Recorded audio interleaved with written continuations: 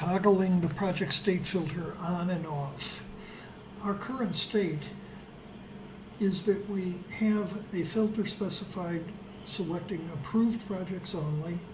We're applying the filter and we're using the filter specification in the allocation calculation.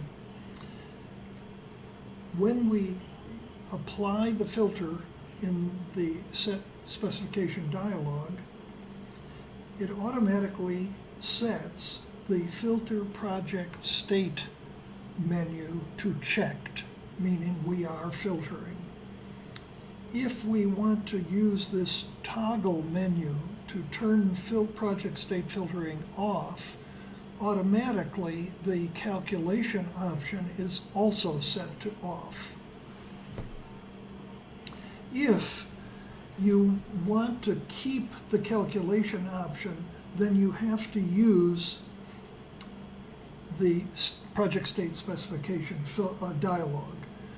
So in this case, rather than toggling off using the toggle filter project state menu, I would go to the dialog and simply uncheck the apply filter command.